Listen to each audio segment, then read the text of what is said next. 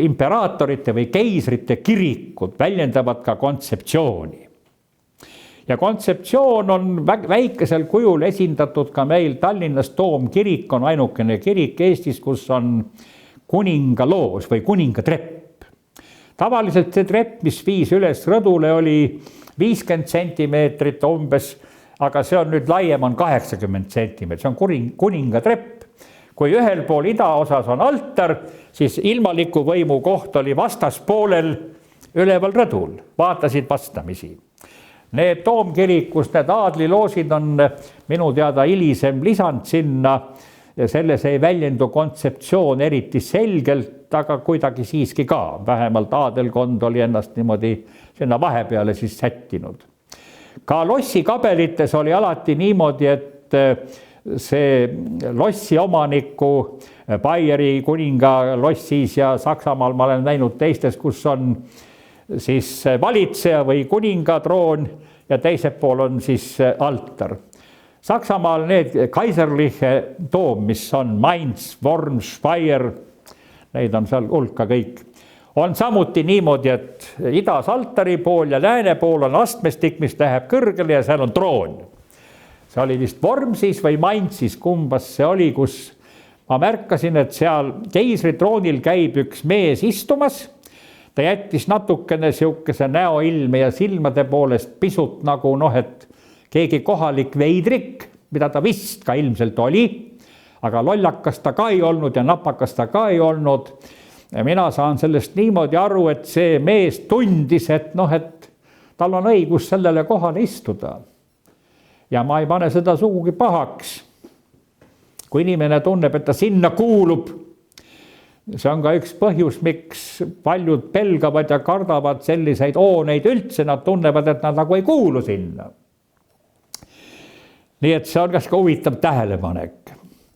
Muidugi ise sinna istuma ei lähe, kui just lausa kohalikud ei paku seda võimalust sulle, see on teine asi. Ja seda on mõnel pool ka pakutud. Ma olen nii mõnedki sellises kummalises toolis istunud ja siis tuleb meelde ainult üks niisugune soov, et kui lastele öeldakse, et mõistus tuleb teatud koha kaudu pähe, et kas siis hakkab kuskilt ka tulema. Nüüd peaks küll ülim aeg olema, et läheb soojaks istme all. Ja sellest saabki siis nüüd see impeeriumi renovatsioon ja seda nimetatakse Suure Saksa rahva püha Rooma riik. Peale Verduni lepingut 846 siis Karl Suure pojad jagatakse frankide impeerium ja hakkavad siis rahvusriikide liinid. Saksamaa saab siis eraldi, hakkab minema ja Suure Saksa rahva püha Rooma riik, see tiitel tuleb siis käiku 962. aastal ja kuupäev on 2. veebruar. 2. veebruar on meil kah oluline päev, see peaks Tartu rahu vist olema või. Ma pean piinlikkusega tunnistama, et ma keisrite ja seda asja tunnen vist paremini kui oma enda Eesti ajalugu. Jah, sellele arusaamisele jõudmine võttis ka aega, et nüüd mul on juba ammu see arusaam, et kõige tähtsam on uurida, teate mida? Oma küla ajalugu. Jah. Sest meie küla ajaloost sõltub meie elu. Aga Saksa keisrite ajalugu aitab meil küll ajalugu mõista, aga oma küla ajalugu on tähtis. Ja nüüd ma olen siis püüdnud ka viimasel ajal ainult sellega usinasti tegemises olla ka praktilise tegutsemise läbi. Missugused tegurid on selles pikas terminis? Magdeburgi linnas, see on siis, kui te sõidate sinna linna sisse, on suur kollane plakat. See sisenete Eintritli keiser Otto suure linna. Küll oleks tore, kui Viljandisse sõites oleks tee ääres plakat. Autojuht, sa sisened maavanem Lembitu linna, võtta kiirus maha, eks. See oleks väga ilus. Miks mitte? Te lähete sinna katedraali, mis on siis Magdeburgi see keisri põhikatedraal. Keiser Otto suure aual on lilled, nad on alati seal. Tema abikaasa on sinna maetud, Edita. üldse palju huvitavaid ka kunstiajaloosse töövreid on seal. Ja mis näetegi, siis nende laudadel on alati igal pool austusest lilled pandud. Aga nüüd see termin, Suure Saksa rahva, Püha Rooma riik. Mida siin kõik on kokku pandud nüüd? See on väga huvitav termin, mis nõuab analüüsi. Suure Saksa rahva on natsionaalne printsiip. See tähendab rahvusliku printsiibi väga teadlikku sündi. Nii. Nüüd teine printsiip on püha, sakraalne printsiip, natsionaalne printsiip, nüüd on sakraalne printsiip. Ja kolmas printsiip on impeeriumi printsiip, Rooma riik. Seega see peab olema järjepidev, jumalatest seatud korra jätkumine, mis korraldab ühiskondlikku elu, sotsiaalset elu. Jumalast määratuna on ta püha, see on siis keisrid ja natsionaalne printsiip Suure Saksa rahva. Tähendab see impeerium, mida üks rahvus teeb ja kujundab. Sellel on väga traagilised tagajärjed ka. Ma avastasin oma materjalid, isegi on kuskilt see niimoodi trükikirjas mul tehtud Suure Saksa rahva, Püha Rooma riik. Selle temaatika ma töötasin 3 kuuga läbi vedeledes Krimmi sanatooriumis. Mul oli seljakoti täis raamatuid kaasas ja kuna sanatooriumi inimesed on pikka aega kohalikud kohal, siis ma olin see niisugune kuulus kurva näoga eestlane, kes liigub ringi ainult raamatupakiga, istub parkides ja loeb midagi ja iialgi ei suhtle naistega.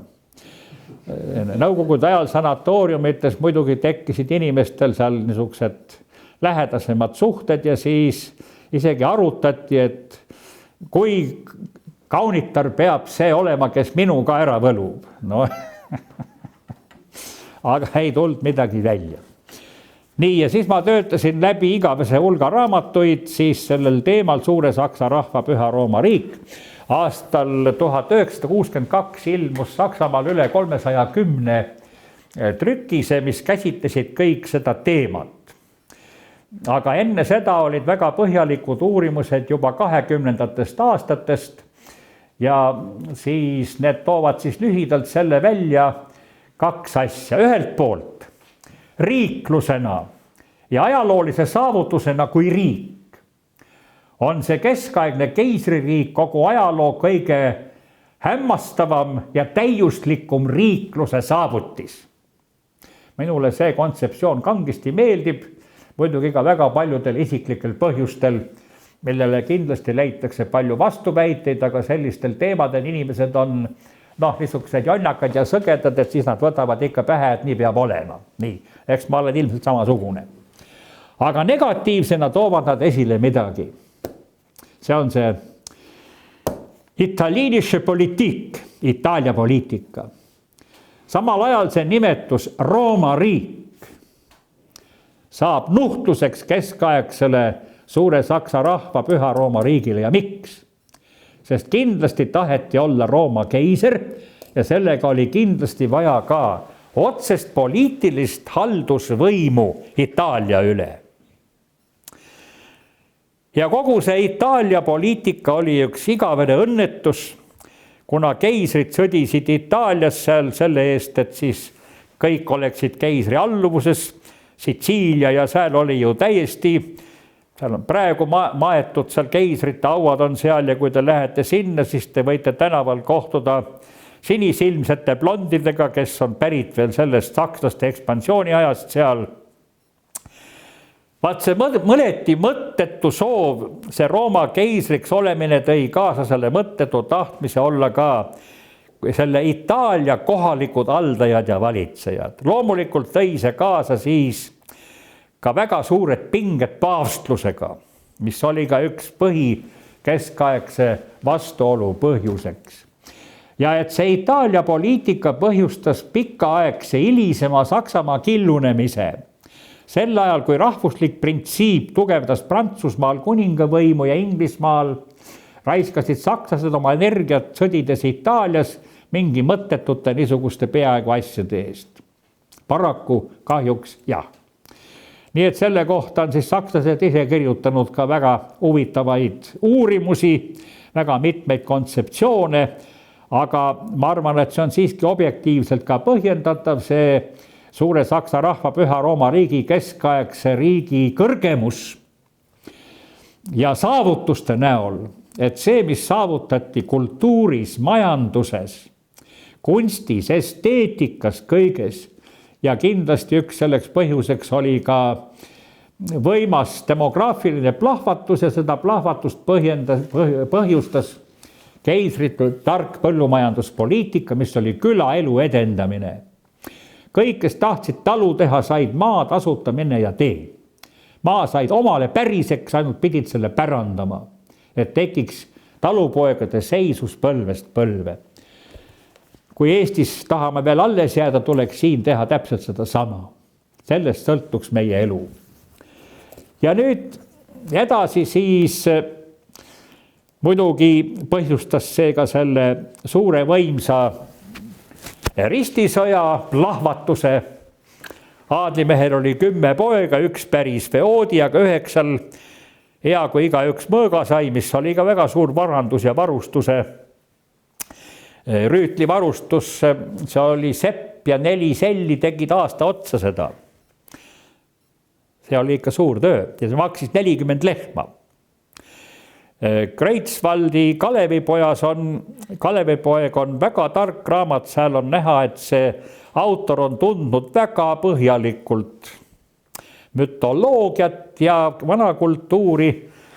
Palju Kalevipoeg pidi oma mõõga eest maksma Soome sepale. Mis seal hind oli? Ka 40 lehma. Paneb mõtlema. Nii et rüütli varustus oli terve lehmakari. Raha asemel arvestati loomades sel ajal, kui palju siis neid pudulojuseid siis. Ja Eestisse jõuab siis keskaja kultuur siis oma tipu ajal 13. sajandil. Läti Henriku kroonika räägib sellest, aga see kroonika on ju ka nagu kõik kroonikad, on tihti niimoodi, et 2 poole kroonikad räägivad mõningatest lahingutest vastupidist juttu, mõlemad räägivad oma hiilgavatest võitudest ja vanade kroonikate puhul, mida vanemad peab alati tähele panema ühte, kui on juttu sõjavägede suurusest, siis võite julgelt sealt lõpust nullisi maha võtta. Neid on niimoodi nähtud kuidagi natukene liialdatult, võib-olla arvates, et 0 pole number, ükskõik kui palju neid sa siia otsa kirjutad. Et need numbrid tihti on väga ettevaatlikult võtta neid. Eks sama asi käib tänapäeval ka. Ikka paigutame seda asja niimoodi miljoniteni välja ikka ja siis natuke veel juurde ja natuke veel juurde ja nii need asjad käivad siis. Ma olen kuulnud juba ka seda, kuidas 100 000, miljonid eestlased on juba lahkunud Eestist, nii et juba miljonid. Vist 150 000 on küll ära läinud, aga rohkem ma ei julgeks just välja ka päris pakkuda.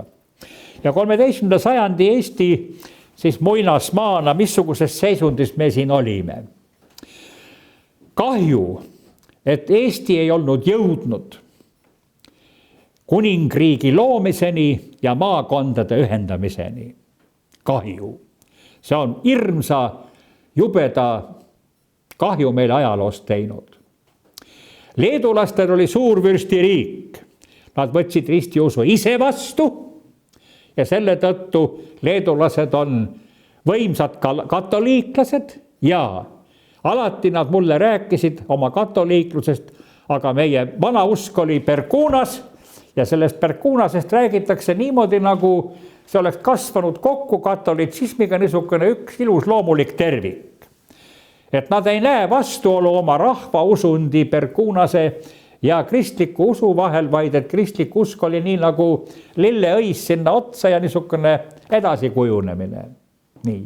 Ei ole konflikti muinasusundiga. Ja see, et ise võeti vastu. Veel väike näide.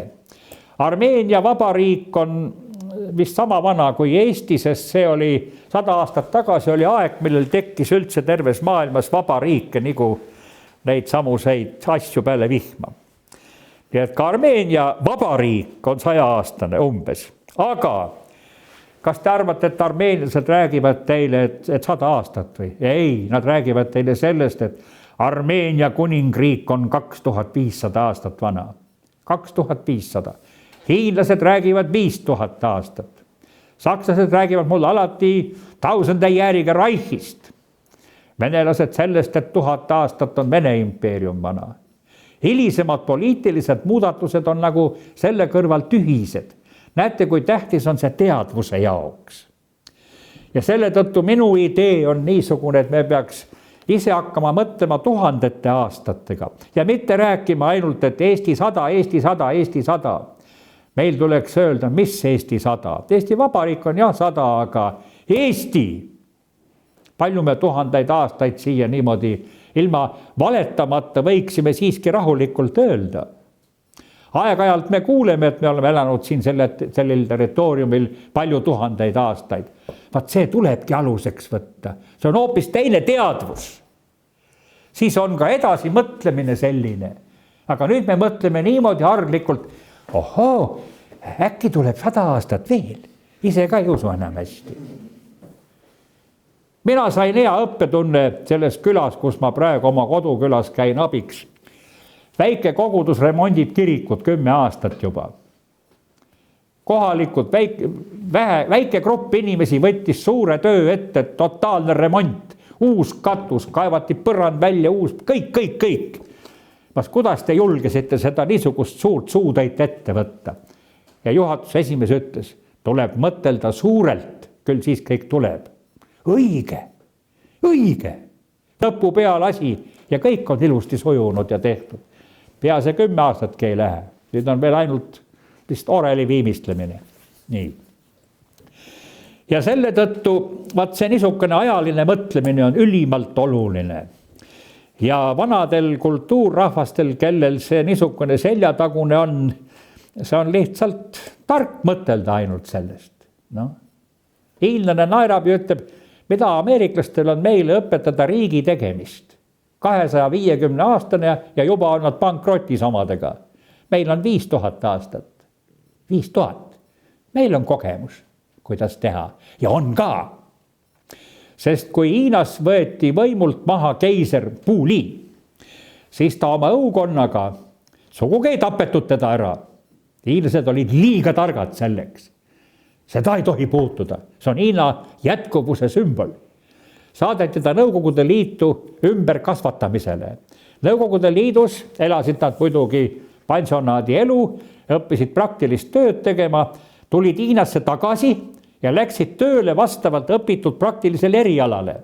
Ja Hiina keiser Pu Li või Li Pu, kudapidi see oli, töötas aednikuna ja raamatupidajana. Palun, normaalse riigi kodanikuna.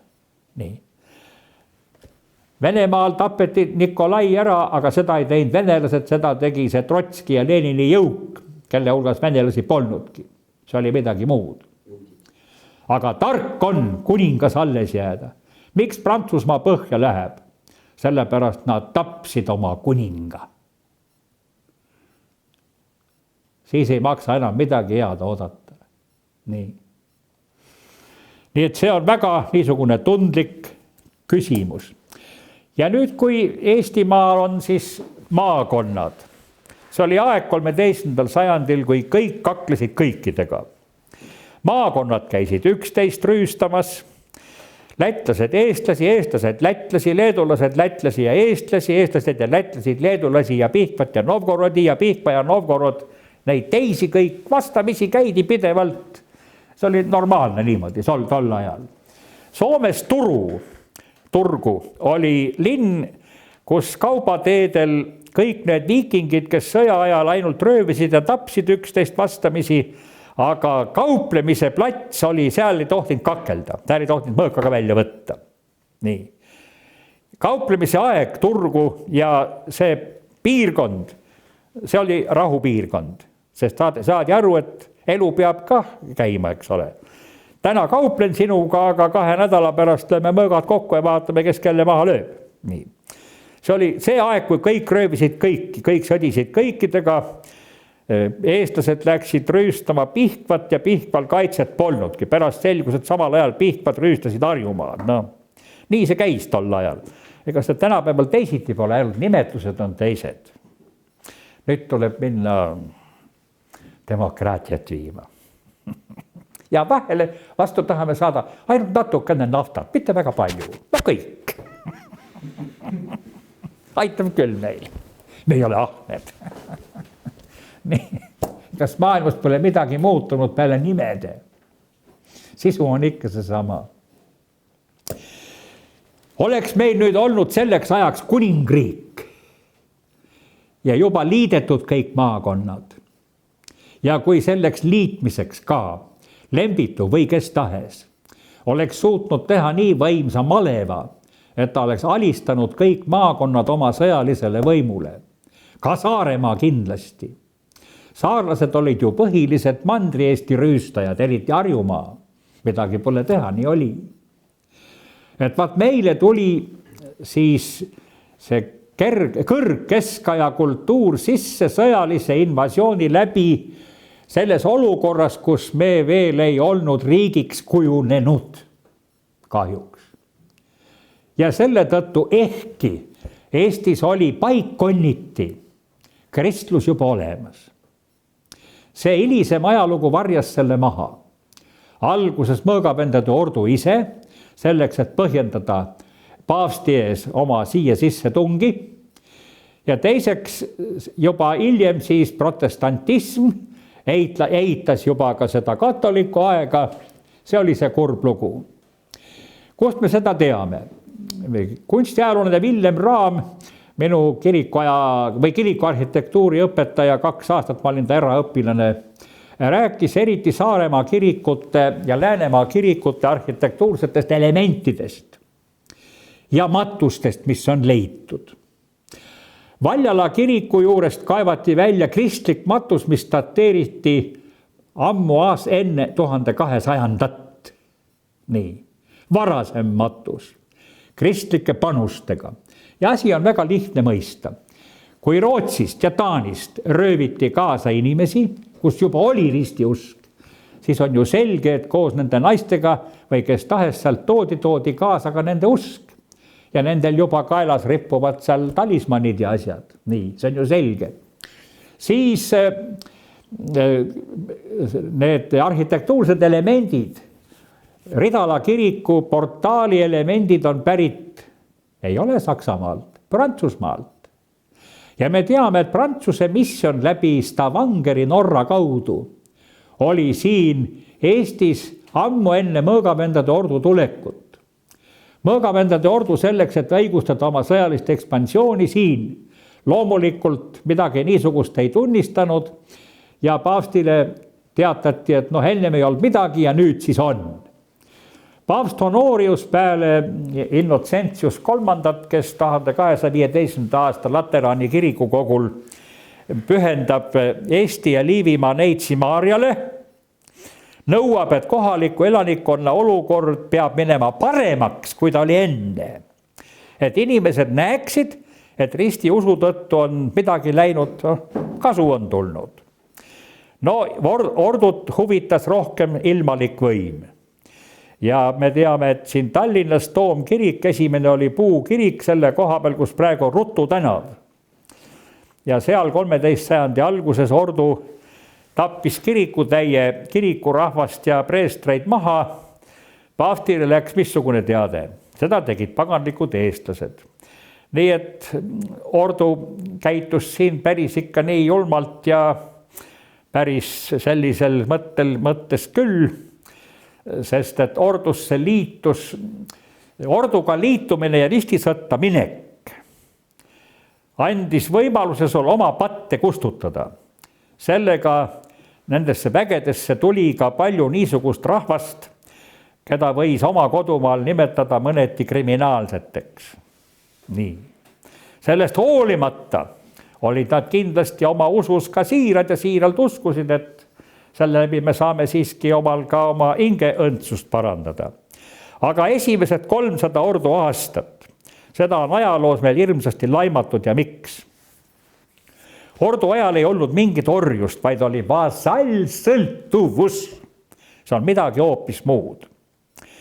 Ja selle koha pealt ma soovitan, ma olen kõik eestikeelsed materjalid Eesti ajaloo kohta, Ants Kruus ja tema oli akadeemilisem natuke, aga siis oli teine ajaloolaste seltskond, Libe ja Sepp, ja kes seal olid rohkem rahvuslikku ajaloo kirjutanud, need olid välja antud Eesti ajal. Kõikidel aegadel välja antud Eesti ajalood on näha, et nad kannatavad siis selle aja poliitiliste huvide all, mis parajasti kehtib. See on nagu paratamatu. Kus on siis see objektiivne ajalugu? Ja ma pean kiitma ühte raamatut, see on Edgar Valter Saks Eesti viikingid. See on väliseestlase kirjutatud, aga selle tiraaž oli vist ainult 500 eksemplari. Mina, kui kuulsin niisugusest raamatust, andsin sellele mehele käsu, et hankigu see kindlasti mulle ka, ja ta mulle selle õnneks hankis. See mees räägib tõesti ainult ürikute põhjal. Võib öelda, see on tõesti ürikute baasil täiesti objektiivne. Mõõgakandmise õigus oli Eestis 16. sajandi alguseni, kuni Luteri kiriku tulekuni. Talupoegadel oli mõõgakandmise õigus. Põhja-Eesti taludes olid mõõgad kuni teise maailmasõja lõpuni, siis Nõukogude võimu hirmu ees need kadusid ära. Need olid küll põhiliselt rootsiaegsed mõõgad ja põhjasõjaaegsed.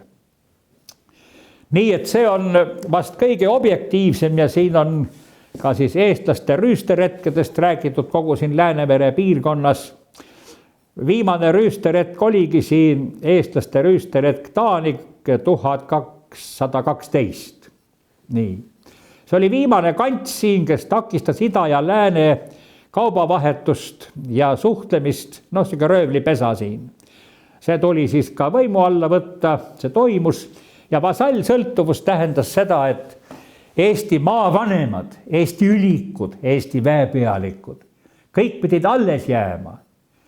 Ja eriti rõhutab ordu, et peavad alles jääma malevad ja viikingilaevad, sest mida tähendas vasallsõltuvus? Osavõttu senjööri sõjakäikudest. Kallid sõbrad, see on see täpselt seesama, mis tänapäeva missioonidel käimine. Nüüd on senjööriks USA ja Eesti kui vasall käib missioonidel. Nii. Väga lihtne ja selge. On tänapäevasest lähtuvalt mõista, mis ordu ajal toimus. Aga näiteks Saaremaa kohta on andmed ordu aja lõpust, kui ordu hakkab nõudma 2 teopäeva asemel 3 teopäeva.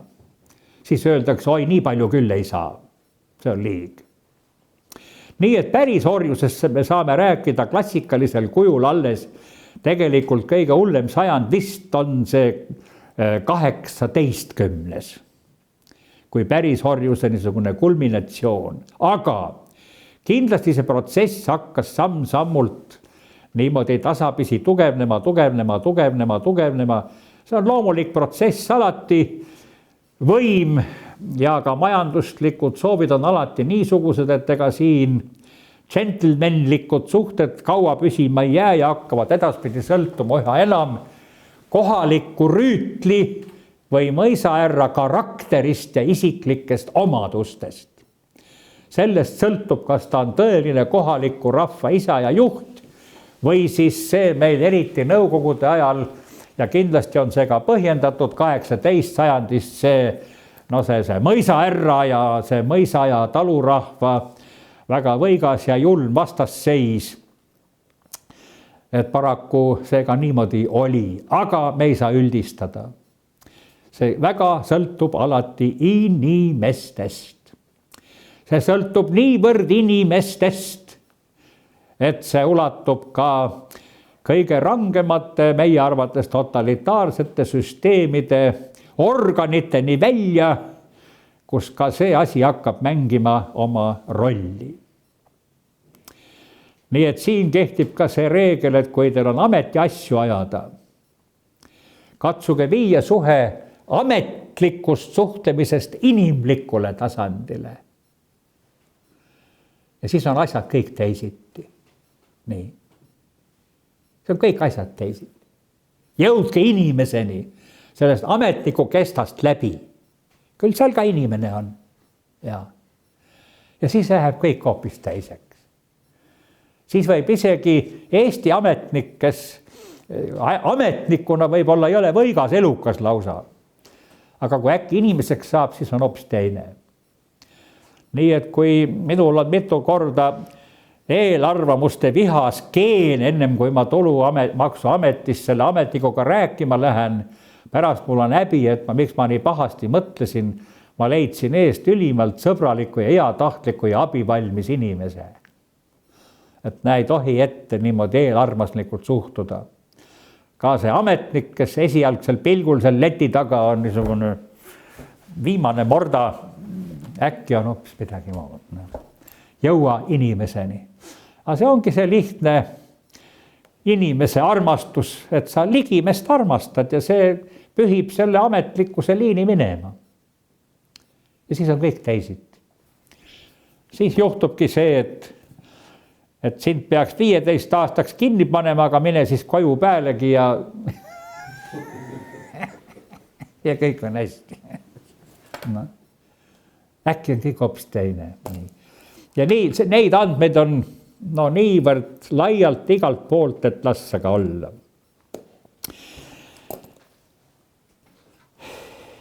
SS major päästis Vene ohvitseri elu, eestlasest major. Jäi peale sõda siia, leiti üles, olid siis, nagu ikka, siis pidi Siberisse minema, sai ohvitseri päästmise eest mitte 25, vaid ainult 10 aastat. See oli tol ajal kergelt saadud SS majoril peale sõda. Aga see Vene ohvitser, kelle ta päästis, sellele ka 10 igaks juhuks. Popalam, pooleks. Mõlemile ühe vaid. Nii need asjad käivad. Nii et sel ajal, kui siis Eesti liideti kõrgkultuuri juurde, Euroopa kultuuris on sel ajal ju ometigi Aquino Toomas ja kõrguvad gootikatedraalid, aristokraatne kuninglik kultuur niimoodi plahvatab oma tippu. Ja kuna gootika ja kristliku kultuuri esteetika on oma olemuselt ja päritolult aristokraatlik, ta on kuningate ja ülikute kunst, arhitektuur ja see, siis mismoodi selle läbi ju hariti kogu rahvast, sest nad ehitasid ju mida? Avalikke hooneid, ühiskondlikke hooneid. Kui kuningalossis võivad inimesed käia, kui Saksamaal keisri rossides ainult isiklikus tubadesse ei tohtinud minna. Järelikult oli tegemist millega? Ühiskondliku hoonega. Norra kuningalossis praegu ainult magamistubadesse ei tohi minna, muidu on lahti ja iga kodanik võib sisse marssida, eks ole. Meil peaks presidendi palee niimoodi olema. Et teatud ruumid ainult on, kuhu ei tohi minna, aga et üldiselt võib. See oleks nagu nii, aga demokraatia puhul ei saa, seda võib ainult keisririigis lubada. Ironiseerime siis nii siia natukene juurde. Ja meie rahvale toodi siis, ütleme niimoodi, valati kulbiga pähe selles mõttes, küll sakslastel on õigus nimetada ennast, et nemad on kultuurträgerid. Tõepoolest. Aga mina näen seda niimoodi, et kuna ajaloo käigus ja mitte ainult meie rahval, vaid see on üldine pea igal pool, kus vähegi mingit liikumist on olnud, et on segunemised ja võõrad tulevad ja tuuakse võõraid ja minnakse ise aga tekib üks kindel siiski eurooplase genotüüp, mis jaguneb ka niimoodi rahvusliku järele natukene erinevaks. Meie räägime oma talupoja kultuurist, nagu see oleks midagi täiesti erilist. Kallid sõbrad, ükskõik kus te maailmas talusse lähete, leiate te selle sama eest. Miks? Sellepärast, et inimese ja looduse vahekord ei saa teistsugune olla kui ühesugune. Ja kui sa harid põldu ja kasvatad loomi, siis ta ei saagi teistsugune olla, sest loodusseadused on need samad. Ma olen Itaalia taludes, täpselt, ei mingit vahet, Prantsuse taludes, isegi seal Nõukogude ajast me mäletame, et kolhoosi naistel olid sinised dressipüksid, selle peal oli seelik ja siis mingi jope. Kui ma nägin Kesk-Prantsusmaal taluhoovis sellist naist, ma plahvatasin naerma. Seal talus oli elu kõik täpselt sama, mis Eesti taludes. Isegi ma pean teile ütlema, palju primitiivsem. Nii. Kui Põhja-Eesti mitte suurtes taludes oli enne teist maailmasõda betoneeritud karjaköögid, veejahutus, basseinid, vesi sees kaevuga pumbast, missugused olid laudad, põllutöömasinad ja asjad. Ja kui te lähete Itaalias või Prantsusmaal taludesse ja tahad loomalauta näha, siis küsid, kus siis euronormid on? Küsitakse, mis need on? Que cosa c'è? Mis euronormid? Mis on meil itaallastel ja prantslastel tegemist euronormidega? Me elame oma elu. Nii. Tavaline sõnnikulaut. Midagi muud. Elu käib nagu elu, normaalne elu ikka. Nii. Euronorme täidetakse nii, nagu armeelased nõukogude ajal nõukogude seadusi. Kõiki täidame. Täidame. Tõesti, seal ei olnud nõukogude võimu nagu olemaski üldse. Eestisse tagasi jõudsin, siis pidin alati 2 nädalat kohanema siia, kus pidi kikivarbil käima jälle ja viidi Saksa korralikkusega neid seadusi ellu, aga seal ja Kesk-Aasiast rääkimata. Partei koosoleku lõpetasime varem ära, et jõuaks mošeesse palvetundi. Normaalne. Kui oli miilitsal raha vaja, siis ta läks keset tänavat ja hakkas kätt tõstma. Iga auto, mis mööda sõitis, aeglustas käiku ja aknast tuli käsi ja andis. See oli kindel taks oli sellisel puhul. See oli vist 2 rubla oli vist midagi või palju. Ja alati olid kõikidel nii Kaukaasias kui Kesk-Aasias autojuhtidel raha seal kinda sahtis või pardatšokis valmis, nii kui ta nägi seda, siis ta juba võttis kohe ja seal rohkem polki juttu üldse. See oli tavaline kord, et see niimoodi käis. Tema korjas raha kokku, läks jaoskonda, tegi popalam, pool endale, pool ülemusele. See oli süsteem niimoodi. See oli vastastikkune abistamine ja mõistev suhtumine. Armeenias istus ta või seisis loosungi all, kus oli suur loosung. Partei on ajastu, au, mõistus ja südametunnistus. Armeenlane võttis raha, võttis sinna, soovest ja südametunnistus. 3 rubля. Armeenlased ei pannud rihma kinni autos, et nemad on vabad inimesed ja ennast kinni ei seo. Selle eest oli trahv 3 rubla. Raha oli alati valmis pandud. See maksti rahulikult ära, aga rihma ei pandud. Punane tulid Tbilisis, mis see oli? Ukrašajat ulitsu. Kaunistab tänavat. Oi, no see teate, see Kaukaasia ja Kesk-Aasia elu. Ja see oli kõik üks Nõukogude Liit.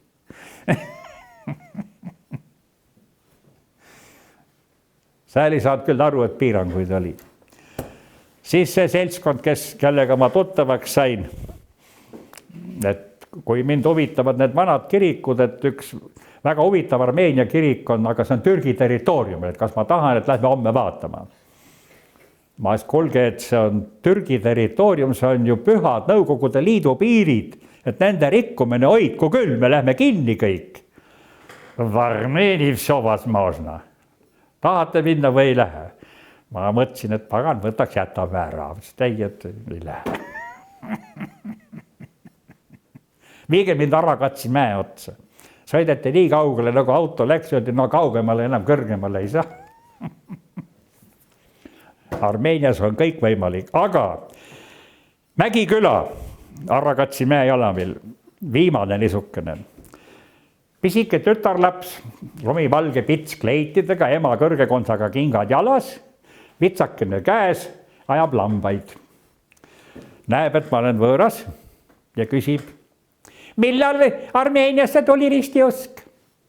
Vast aastal 303. Kes see oli kuningas? Kuningas Trtat. Siis ma olin eksami ära teinud. Vaat see torkas silma igal pool.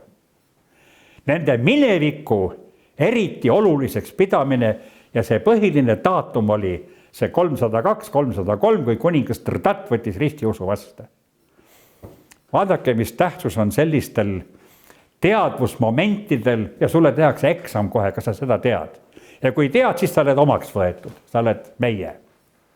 Ja seda küsib sinu käest niisugune pisikene lapsukene. Nii et arvata, et meie niisugune talukultuur ja looduslähedus ja kõik see, mida me väga hästi teame ja metsarahvas oleme ja niisugused asjad kõik ja merega, need samad elemendid leiate te rahulikult ka mujalt teiste rahvaste juurest väikeste variantidega, aga sisu olemuslikult suurt muutuda ei saa. Sellepärast, et loodusseadused on samad, inimolend on sama ja kui sa tahad põllult saaki saada, siis pea nendest reeglitest kinni ja talupoja kultuuri hämmastav sarnasus ei ole ma leidnud erinevust nende rahvastega, keda me ise arvame, et on meist väga kauged või ütleme teistsuguse geneetilise koodiga, olgu germaanlased, itaallased või seal. Taluelu on taluelu, seal ei ole vahet.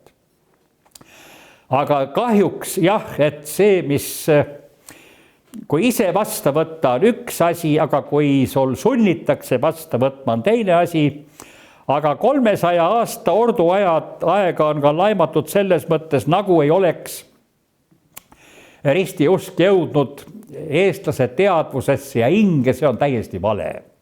Miks arv?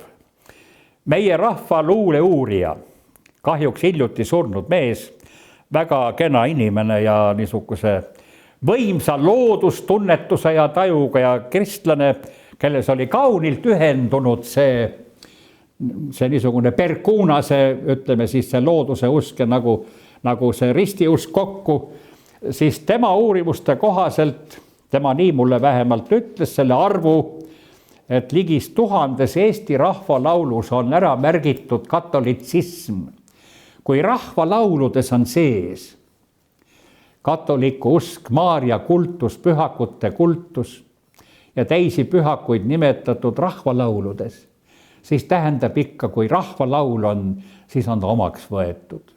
See on üks kindel tunnus. Ja 16. sajandil külastab Eestit Antonio Bossevino, see oli paavsti legaat, kes on kirjutanud aruande Mantova hertsoginnale. Sellest reisist siia Eesti ja Liivimaale ja ta läksid edasi veel ka Peterburi poole. Jesuiidipaater ja tema raamatukese on Vello Salo tõlkinud eesti keelde ja kunagi andnud välja. Nõukogude ajal imbus see raamat siia ka sisse ja selles raamatus räägitakse eestlastest kui ääretult tõsistest ja püüdlikest katoliiklastest, milles ma ei kahtle, sest need sugemed on jõudnud meie ajani välja. Ei olnud veel hiljaaegu, või oli see aeg, kui kaugel see on siis, kui jalanõusid hoiti. Kirikusse mindi teinekord niimoodi, et laupäeva õhtul hakati jala minema, et pühapäeva hommikuks kohale jõuda. Mindi palja jalu, sest tööinimeste jalad suvel olid parkunud, neil olid paksud tallad all. Mina lapsena mäletan ise, et kui ma tulin karjast sügisel kooli, mul olid nagu saapad jalas, niisugused paksud tallad kohe. Võis üle selle niidetud rukki põllu joosta, kus terav ork püsti on see korras. Mitte midagi, tühi asi. Ja alles kiriku juures pandi kingad jalga või pastad või mis jalanõud olid. Hoiti jalanõusid. Ja Antonio Bossevino ka siis lausa kiidab ja ülistab eestlasi nende tõsiduse ja pühendumuse tõttu. Ja toob esile selliseid seiku, milles ma tunnen ära eestlase. Ja siin on üks siiski Eesti eripära. See on suhtumine loomadesse. Ja Bossevino kirjutab sellest, kuidas eestlaste hardus on nii suur, et nad suurtel pühadel veavad pühitsetud vett kirikutest koju ämbrite viisi ja joodavad sellega oma loomi. Vaat nüüd ma ütlen, see on õige ürik. See oleme meie. Jah, nüüd tunnen ära. Perekonna liige. kahjuks idamaades ja nendes teistes maades on loomadesse suhtumine meie jaoks väga vastik. Meie kohtleme loomi üldiselt ilusti, üksikud muidugi haiged inimesed välja arvatud, aga üldine suhtumine on ikka, looma hoitakse, loom on vend, loom on sõber. Loom oli pereliige, igal loomal oli nimi, loomaga suheldi. Ma olen taluperes ise nii palju elanud ja kasvanud, et ma tean, mis see on, mida loomad tähendavad. Ja missugune on suhe loomadega. Nii et väga kauneid, ilusaid ridu on minevikust ja meil tuleb oma ajalugu ikka enda kätte võtta ja mitte lasta võõrastel meile ajalugu pähe määrida ja sellega meid valitseda. Meie ajalugu ei ole nii sünge, nagu seda on püütud kujutada. Ja see 700-aastase pimeda orjaala aja müüt või see ei olegi müüt, õieti see on vale. See on meile hirmsat kahju teinud. Ja Lennart Meri oma raamatus Jõbe valge toob sellega esile täiesti samuti, et see on täielik niisugune halb meile pähe määritud, mille me oleme kahjuks ise omaks võtnud, masohhistliku iseenese aletsemise ja see läks eriti moodi vennaste koguduse liikumise ajal. Oh me vaesekesed, oh me haledakesed, oh me patused, eks. Ja see on meile väga palju kahju teinud. Kui me taastame omal õige suhte oma ajalooga, see ei ole üldse niisugune viletsi ale ja sünge, nagu me seda ette kujutame. See tuleb teha. Kui selle protsessi läbi teeme, siis me tunneme nagu niisugust väärikuse kasvu iseeneses, oma enesekindlust ja kõike. Iga vähegi mõtlema ausa inimese kohustus. Ja selleks ei pea midagi eriti, ei tea, mis 4 aastat ülikoolist käima. Selleks piisaks tegelikult paari raamatu läbi töötamisest, et saada täiesti teine pilt kõikidest asjadest. Hoopis teise enese hinnangu ja teise enese väärikuse. Kus siis muidu ootamatult 19. sajandil, kui välised olud muutusid, kui talud saadi kätte ja rahvas haris ennast ja imekiiresti muutus üldiselt kirjaoskajaks rahvaks ja raamaturahvaks, raamatukultuuri rahvaks. Kui te loete vanu ajalehti 19. sajandist, milline huvi oli inimestel kõige vastavis maailmas kuskil toimus kõik. Ainult erksa vaimu ja kõrge intellektiga rahvas võis nii kiiresti omandada kultuuri, mis tegelikult oligi ka juba ammu omandatud. Nii et eestlane omandas selle keskaja kõrgkultuuri, aga samal ajal negatiivse nähtena, kuna Eestis sai piiririigina kokku Ida-impeeriumi tsaaririik, Venemaast veel nii palju, legitiimne võim. Ivan IV tõi turult sisse või punaselt väljakult ulguse, pani troonile istuma Monomachi mütsi pähe ja keisri insiigiat kätte. Ta võis seda julgelt teha, miks? Õhtu kell 6 läks, lõi pistoda rinda, lasi laiba ära viia. Ta demonstreeris teistele seda, et võim on jumalast ja ainult siis legitiimne. Ja sina võid sinna troonile istuda, aga tsaariks sa ei saa. Mis on usurpaator? Usurpaator on selle endale haaramine, mis sulle õigusega ei kuulu. Vene ajaloos on ilusaid näiteid selleks. Mis asi on see Lže-Dimitri, Vale-Dimitri, Pugatšov? Nad tahtsid usurpeerida võimu, mis neile jumaliku õiguse alusel ei kuulunud. Mis Vale-Dimitriga tehti? Pugatšov raiuti 4. Ei, pea löödi ainult maha. Ta pääses õnneks. Ta abilised löödi 4. Siis see Vale-Dimitri, kui teda maetakse. Kuidas teda maetakse? Kaevatakse auk, laip lastakse auku ja võetakse kohe välja. Pannakse maa peale, auk aetakse kinni ja jäetakse maa peale. Mida ütleb vene kultuur selle kohta? Maa ei võta ülekohtust vastu. Ülekohtune jäetakse maa peale. Seda arvastati veel teise maailmasõja ajal, et see Ukraina diviis, kes sakslaste poole üle läks, neid ei maetud ja Valgevene lahinguplatsidel ka langenud sakslasi ei maetud tihti. Nii. Jäetigi maa peale. Nii. Ja nüüd, kui küsimus Leninist. Leninit ei tohigi matta lähtuvalt vene kultuurist. See, et Stalin maeti, tähendas seda, et vene rahvas Stalini võttis vastaja omaks. See, et Leninit ei maeta, näitab, et ülekohtule peabki maa peale jääma. Seda meil ei teata. Kui me ei tunne võõrast kultuuri, siis me ei saa tast aru. Järgmine näide. Putin suudles ühte poisid, kes tõstis särgi üles kõhu peale, oli nii. Meie siin, ei osanud selle kohta midagi head öelda, kuidagi niimoodi imelik. Aga võtame vana vene keele. Mina Venemaal kolades muidugi kirikutes ja kuulen, kui vene õigeusu kirikus laulab diakon. Život naš rani, eks, život, kõht. Et liigutav hoolitsus kõhu eest. Huvitav see on, muudkui palvetatakse kõhu eest. Aga život vanas vene keeles on жизнь, elu. Vene teadvuses ja mõtlemises ja vanas vene slaavi keeles on život on elu. Nii, ma õppisin slaavi keele ka pärast ära. Elu on see. Ja siis me saame kohe aru, vaistlikult suudeldes poisikese kõhtu suudles ta tervitus elule, eks ole, uus elu. Me ei saa sellest aru, kui me lähtume oma arusaamadest. Imelik nüüd. President läheb, suudleb poisikest kõhu peale, eks ole. Vene kultuuri kontekstis on see täiesti normaalne tegu. Nii. Ja täiesti mõistetav asi. Nii, et neid asju peab sellise pilguga oskama vaadata ja nüüd, kui ühel pool Peeter oli tunnistatud vene õigeusu rahva poolt kui tsaar.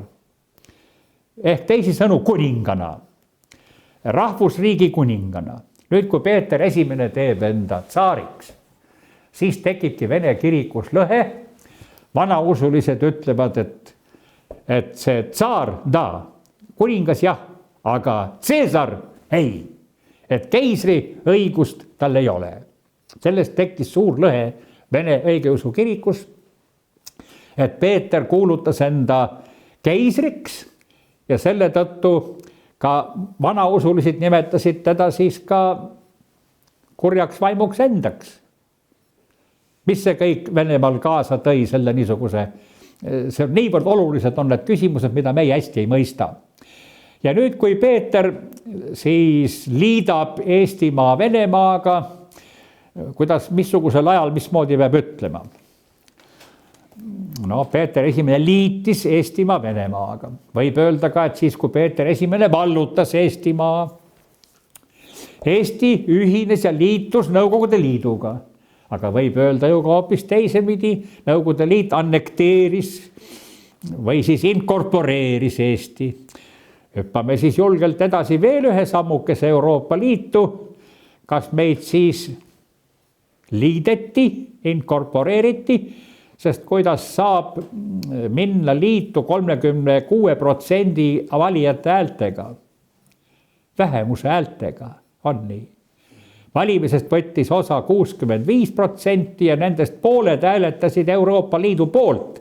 See tähendab valimisõiguslikest inimestest, midagi 36% umbes hääletas meid Euroopa Liitu, vähemus. Nii, mis sõna siis siia tuleks öelda? Kas me liitusime, liideti, inkorporeeriti või mis protsess see oli? Kas keegi pani tähele, et ammu enne hääletamist Euroopa Liitu minna, käis siin Eestis üks võrdlemisi vastiku näoilmega, niisugune pedofiili näo ja suuga, mingi Verschugen. Verschören vist või kuidas see? Verhoigen. Ja teate, mis ta ütles enne seda, kui toimus referendum Euroopa Liitu astuda?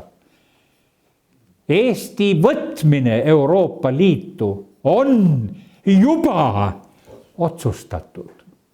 See oli tähendab ainult asja formeerimine. Inglismaa väljaastumine Brexitiga, kui juba see üldse hääletamisele läks, oli mul selge, et juba on otsustatud lahkuda. Ja seda otsustas üks inimene, Elizabeth. kellel on suurem võim, kui me üldse ette oskame kujutada. Ta võim on palju suurem mitte ainult Inglismaal, vaid kogu maailmas. Ta on salavalitsuse 300 komitee esinaine. Olge te lahked. Ärge arvake, et see on formaalne võim. Ta on absoluutne võim. Nii et Eestis, mis tekkis veel üks fenomeen. Ühelt poolt siis Vene tsaaririik ja õigeusu kirik. Teiselt poolt suure Saksa rahva Püha Rooma riik ja saksa kultuur. Nüüd, kui Venemaa alla minnakse, siis poliitiline võim, tsaar, Venemaa keiser, on ilmalik võim. Kultuur jääb edasi saksa kultuur. Vene keisrikoda austab sakslasi, Katariina II oli ju ka puhas sakslane. Nii. Sakslased olid seal tähtsatel kohtadel kõik. Ja Balti sakslased said Peterburi õukonnas ülitähtsatele kohtadele. Palmse-Paalenitest üks oli Vene salapolitsei ülem, kes korraldas Paul I mõrva. Nii. Väga huvitavate silmadega mees, vaatad pilti ja ütled kohe, salapolitsei ülem tõepoolest. Ja, nii. See on juba omaette pikem ja huvitavam lugu. Ja nüüd siis kahesugune fenomeen Eestist. Meil ühelt poolt on ainulaadne võimalus tunda sügavuti läänt ja idat. Ma tahaks loota, et ma iseenda juures oma õpingute ja praktilise tundmisega olen seda suutnud suuresti ellu viia. Ma imestan lääne inimesi nende rumalust, et nad ei taipa, mis ida on. Nad lähtuvad ikka iseendast. See on see anglosaksi loll ülbus. Ida on palju kavalam ja palju targem selle koha pealt. Nii. Ja mängib üle. Ja nüüd teine efekt, mis Eestis võib ja on toimunud, on see, et eestlane tõrjub mõlemit ja ei taha tunda mitte kumbagi, mis on meie eneste seisukohalt suur viga. Õige oleks just see, et me tunneme mõlemat, kuna me elame olukorras, kus pendel liigub pidevalt edasi-tagasi. Ja sinna lääne poole mineku pendel on juba ammugi seisma jäänud, nii et edasi mõtelge ise, nagu ütles kindral Vong. Nii.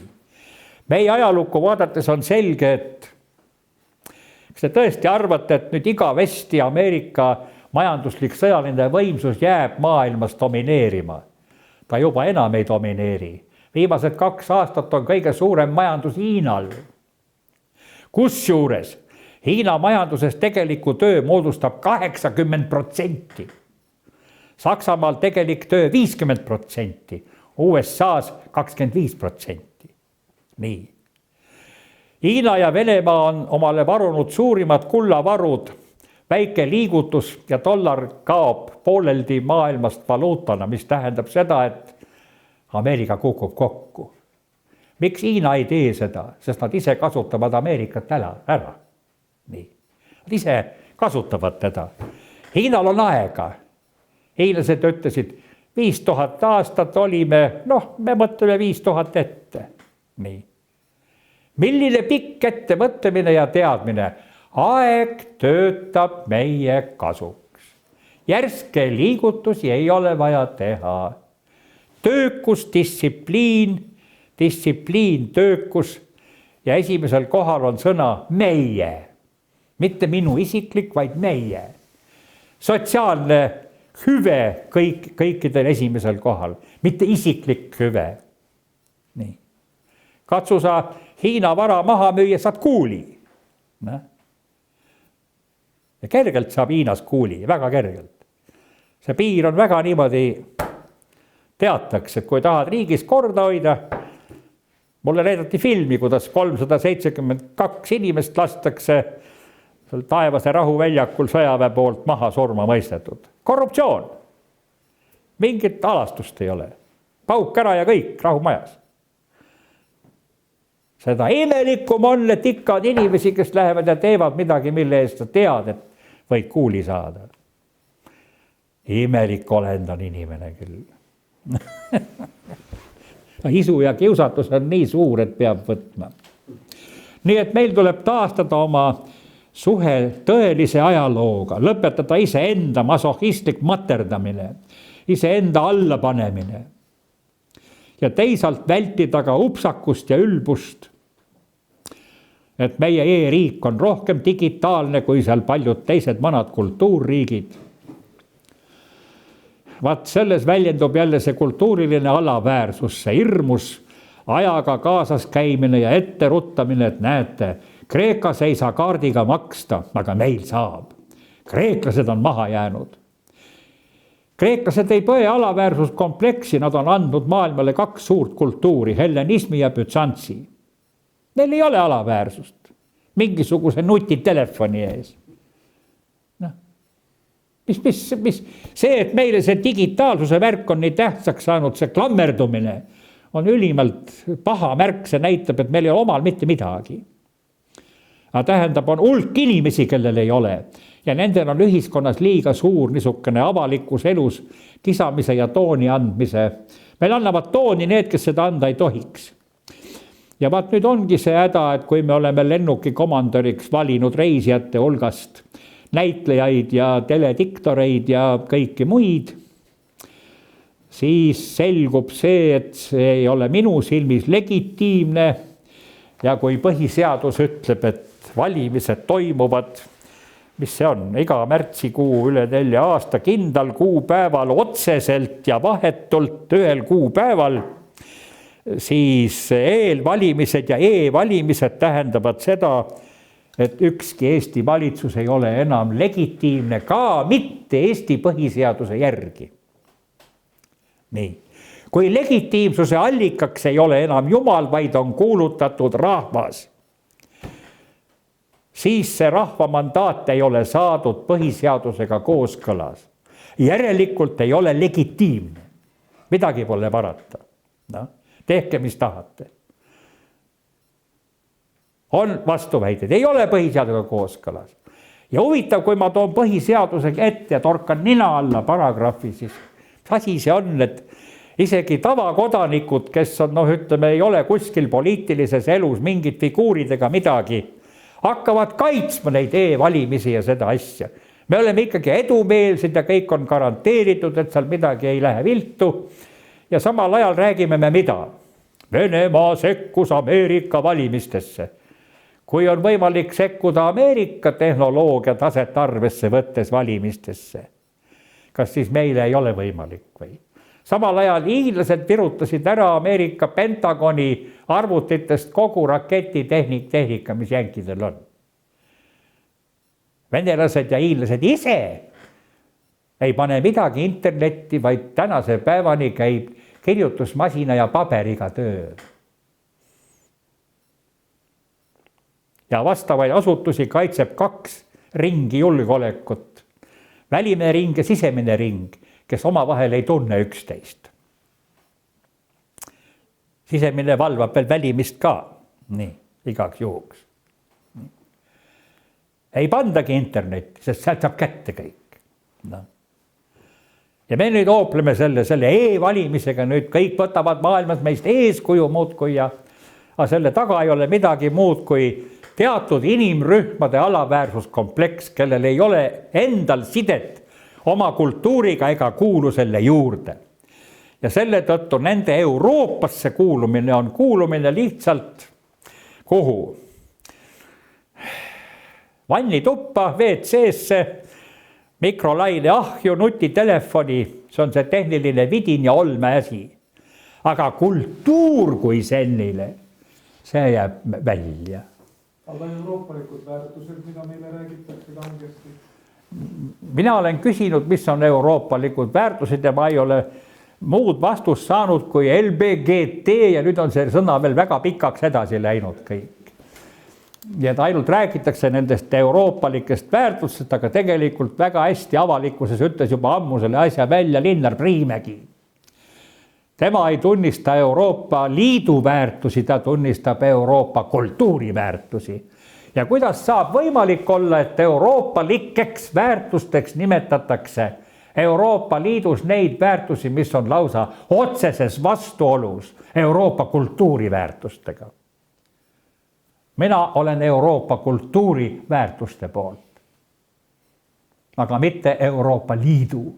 Nii. Paraku midagi pole teha. Mina olen kasvanud gootikaga. Gootika on minu kultuur. Sääl juures pean ma ennast patriootiliseks eestlaseks, kes armastab Eestimaad ja saab aru, kuidas kristlik kultuur on Eesti rahvast teinud kultuurrahva, säilitanud teda füüsiliselt selle tõttu, et sotsiaalses elus inimese ja perekonna elu oli kontrolli all, mis tagas korralikud perekonnad ja sigivuse. Kirik andis Eesti rahvale laulukultuuri kirikukooridest, kirik andis Eesti rahvale kirjakultuuri ja esimene Eesti kirjandus tuli ka kootitähtedega. Väga tore on näha praegu, et avalikus ruumis on üha rohkem kootitähtedega reklaame. Need on niivõrd ilusad, eks ole. Nad on tõesti esteetilised. Mina olen hakanud lausa kirjutama teatud kirju kootitähtedega, maalin valmis ja keegi pani kodus klaasi alla seina peale isegi, et algustäht suurelt välja, kõik värvilistega tehtud niimoodi. Augustinuse ajal 5. sajandi alguses hakatakse lugema ka vaikselt. Sinna maale loeti häälega kõike, et siis saad sa korraga selle kätte kõik. Nii et lühidalt kokkuvõttes meie eestlased ei pea mingit alaväärsust põdema, kui me oma ajalugu õpime õigesti tundma ja kui meil on oma kultuuriga ajaloolisest traditsioonist lähtudes elav side. Ja siis me ühte lugu kogeme seda, kui läänes ütlevad inimesed, no jah, mis teil viga, teil on see veel säilinud, aga näete, meil kistakse see käest ära. Nii. Nii et mõelgem sellele ka, mis missioon meil võib olla. Ja meil on ainulaadne võime tunda sügavuti idat ja läänt. Ja väga kahjulik meile enestele on täielikult enda ida ette sulgemine. See on täiesti väär. Meie suur eelis on see, et me tunneme idat. Nii. Tulevikku vaadates tuleks 2 keelt koolis õpetada kindlasti. See on saksa ja vene keel. Inglise keelt võib ka. Kus sa praegu tohid seda öelda? Nüüd on meil ju neid, kes tahaksid minna kangesti üldse inglise keele peale üle. Kui eestlased võitlesid välja 19. sajandi lõpul eestikeelse kõrghariduse, siis nüüd on meil neid ahvisi küll, kes tahavad kõrghariduse viia inglise keele peale. Teate, ma neid inimesi peksaks füüsiliselt isiklikult. Venelased tegid keelepolitsei. Antakse peksa nendele, kes räägivad vene keelt vulgaarselt. Mingi üliõpilaste liikumine on keelepolitsei. See kuluks ära. Ja. Mis eesti keel see on, kui keegi astub kapist välja ja siis astub ämbrisse kohe? Ja kuidas need väljendid kõik on? Ja?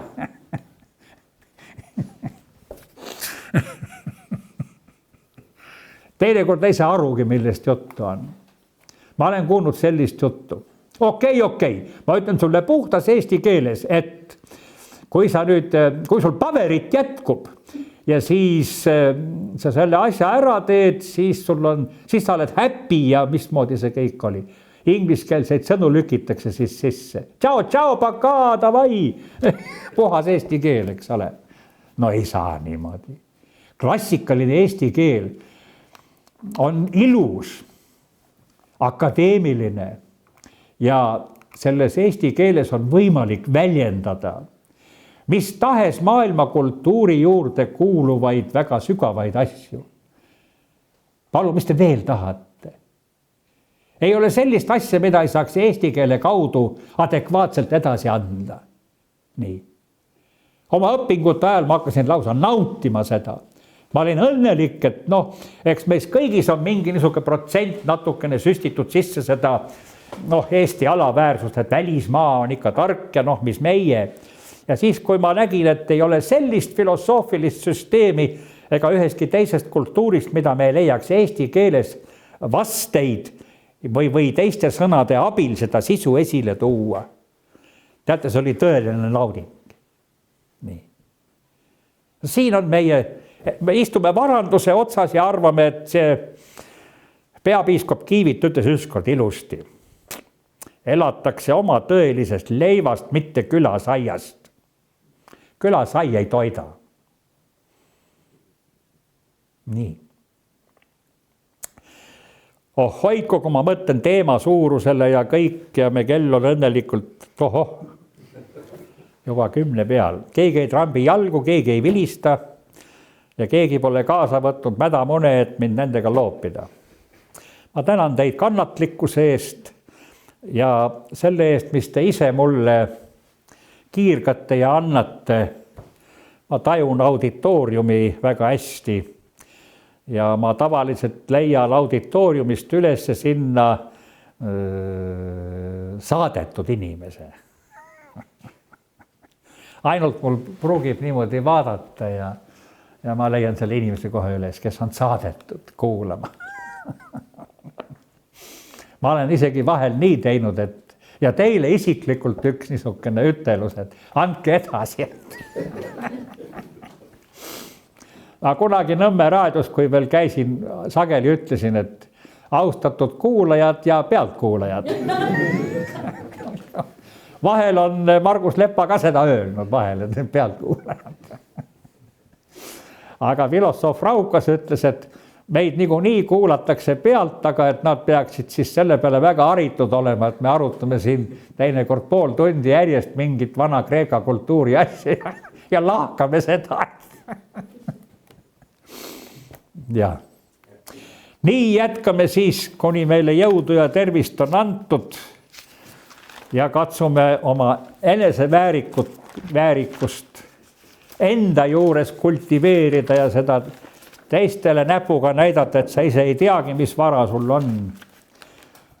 Ja järgmine kord, kui tohib, siis on 3. punkt on siin märgitud. Mulle kirjutati ette see kava, ega ma pole seda ise leiutanud. Ma olen siin ka käsualune. Võim rahvas võimu kandjana, siis saab nagu niimoodi natuke sügavuti ronida mene peenema teemaga. Et kõik see tundmine on vajalik selleks, et kuidas ise oma riiki üles ehitada, mis on riik. Nii et see teema jätkub, sest võim, rahvas võimu kandjana, see on riigi teema. Kuidas riiki teha, mis on riik, mis on riigi ülesanne. Nii et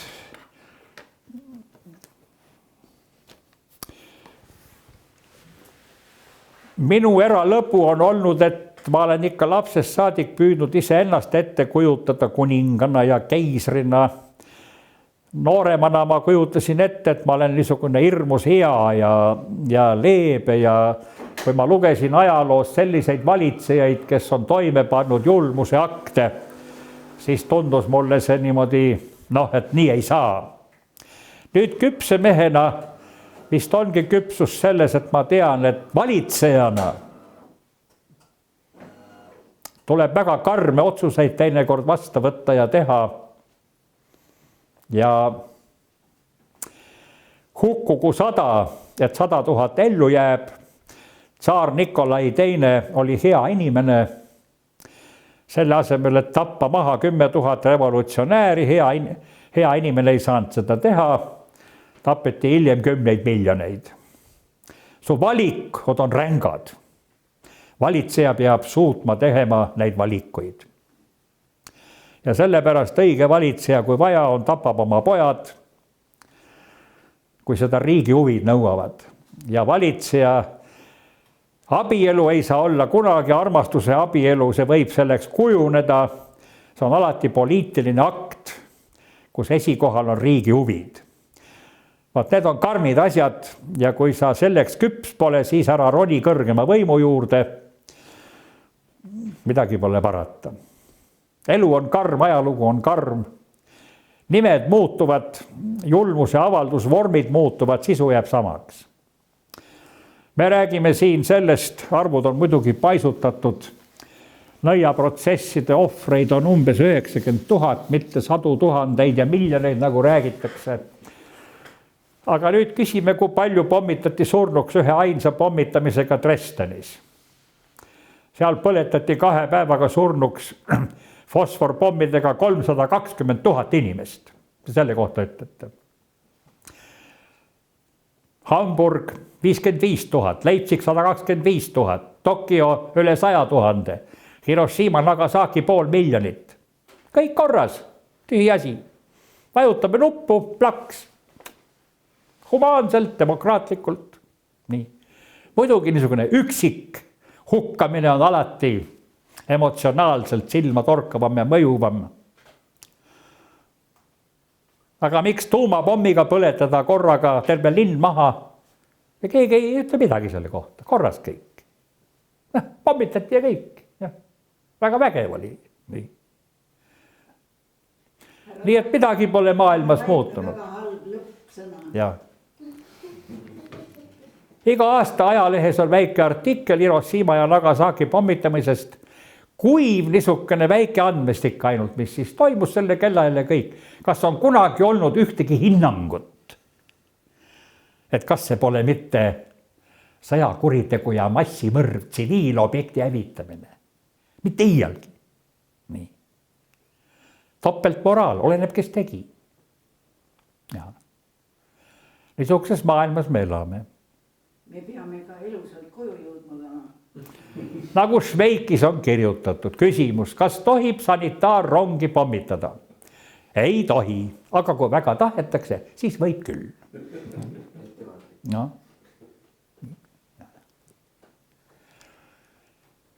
Teise maailmasõja ajal kuulutati ameeriklaste poolt ja see oli kindral Eisenhower, et põldu kündev talupoeg Saksamaal oli sõjaline objekt, sest ta tootis leiba Wehrmachtile. Ja teda võis rünnata. Nii. Dresdeni pommitamisel, kui inimesed põlesid ja tormasid Elbe jõkke, lootuses, et siis vees kustub see tuli ära, neid tulistati pardakuulipildujatest hävituslennukite pealt. Nii. Kõik on klapib demokraatlikult. Võrdne kohtlemine ikkagi, kõikidele ikka.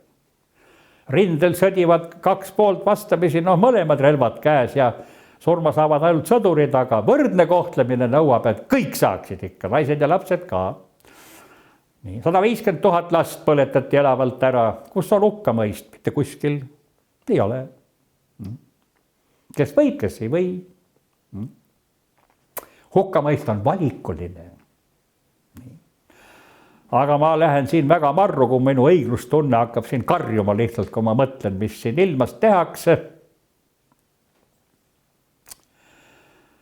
Kõik on ainult jõu asi.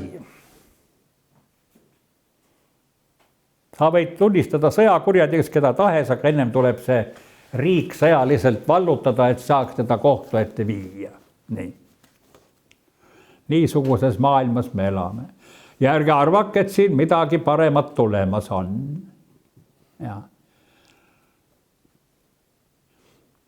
90. aastatel vist Nõmme raadios ma ütlesin, või oli see pereraadios või mingis raadiosaates, 21. sajandi jubedused ületavad oma mastaapidelt kõik selle, mis kunagi üldse on toimunud. Annaks Jumal, et ma eksin. Aga vaistud ütlevad nii. Ja. Aga läheme katsume siis magada. Hääle kõike seda. Kas küsimusi esitada tohib? Jah, palun. Mul on lihtne küsimus. Millises riigis ajaloo jooksul on olnud selline periood, kõige pikem, kus võimul on tõepoolest parimad, need, kes on sinna saanud isikliku tubliduse tõttu, mitte intriigide tõttu, mitte vägivalla tõttu. Kas ütleme, Veneetsia vabariik oli selline riik ja või oli mõni teine riik, mida saab nagu positiivse eeskujuna tuua või sellist pole olnud? Ma jään loomulikult vastuse võlgu, sest ma ei ole sellise pilguga niimoodi vaadanud. siin kindlasti me jõuame nendesse veeuputuseelsetesse kultuuridesse. Aga siis, mis Veneetsiasse puudub, siis ettevaatust ei ole midagi ohtlikumat kui niisugune 10 Tootsi valitsus, kus puudub see üks juht, kes isiklikult kõige eest vastutab. Õige valitseja vastutab riigi eest isiklikult. Tootside võim oli anonüümne. Veneetsia on väga-väga kahtlane asi. Ma olen seal kohapeal seda küsimust ka puudutanud ja kohalikega arutanud. Nii, et Veneetsias oli tegelikult väga julm, ütleksime meie tänapäeva mõistes niisugune, see sõna totalitarism on üldse üks väär sõna. Küsimus on, mille totalitarism? Kelle totalitarism, eks? Kui võtame inimolendi, siis ühiskonda keskajal võrreldi inimolendiga. Nüüd, missugune on väärikas inimene? See, kes allub mõistuse ja teadmise tahet appi võttes valitseb ennast, on nii. Tänapäeval propageeritakse ja on sellise inimese kultus, et ei ole mingit mõistuse kontrolli. Näiteks öeldakse meil teatud seksuaalsete kalduvuste kohta, et ta ei saa sinna midagi teha, ta on sellisena sündinud. Kõik, me ei mingit isiklikku vastutust. Aga Ustimenko võiks ka siis öelda, mis te minust tahate, mis sarimõrvar? Ma olen sellisena sündinud. Midagi teha sinna, eks ole. Kaob ära üldse igasugune kriminaalsuse mõte, kui me vabandame kõike sellega, et aga ma olen selliseks sündinud. Ma olen kleptomaan, ma ei saa teha sinna midagi, ma lihtsalt pean. Sa peab aru saama, sallivust peab olema. Et see on nüüd see teine tee, aga väärikas inimene valitseb ennast mõistuse, teadmise ja tahtega. Kui tsiviliseeriti rüütelkond, kes ennem oli kah niisugune metsik ja talitsematu, igat asja lahendati mõõgaga. Ja see keelati ära ja tuli rüütli kultuur ja rüütli koodeks ja rüütli eetika. Siis õpiti äärmiselt ennast valitsema. Miks? Sellepärast, et sõnaga solvamine kutsus esile duellikutse. Ja siis areneb välja kõrgelt õukonna intriig ja kui te loete selleaegseid tekste, inimesed kõnelesid pidulikult väga pikkades lausetes. Tänapäeval niisuguseid lauseid ei oska keegi kokku pannagi enam. Me räägime lihtlausetega. Siis olid väga pidulikud pikad laused. Mu härra, vaatamata sellele, et ma piiritult teid austan, ei ole ma teist täna vaimustatud. See oli juba kohutavalt öeldud. Tänapäeval öeldakse, mis? Loll nisukene, tabletid võtmata, idioot. Siis oli mõeldamatu see. Ja? Kollase riidega teise maja eest möödaminek oli sõjakuulutus. Nii. Aga pulma tuli minna kollase riidega, siis tähendas kollane värv viljakust. Panete tähele eriti kuninganna Elisabethi riiete värve vastavalt, mis on sündmus. See on kindel rituaal ja kindel sümbol värv. Sinine värv on truudusetuse ja truuduse värv, olenevalt situatsioonist ja olukorrast, kus kasutatakse. Niivõrd sümbolirikas oli keskaja kultuuris, iga märk oli tähtis. Ja sa pidid sellega arvestama, et sa mingi märgiga kedagi teist ei solvanud, ei puudutanud, ei piiranud. Ja selle tõttu väga elegantseks kujunes see keel, kuidas üksteisega räägiti. Sa pidid piinlikult vältima, et see äkki ei solva, eks ole. Tänapäevane see keel on ju lihtsalt, kuidas öelda, labastub, vulgaarkeel tungib kooliõpikutesse. Auväärt inimene raadiosaates räägib, raha on papp ja mis niisugused. Ma keeldusin ühe raadioga suhtlemast ja ütlesin, et ma ei tule enam selle pärast, et seal stiil on labaseks läinud. Ma ei sobi sinna enam. Nii, hommikuni on veel 6 tundi aega. Tänan kannatlikkuse eest.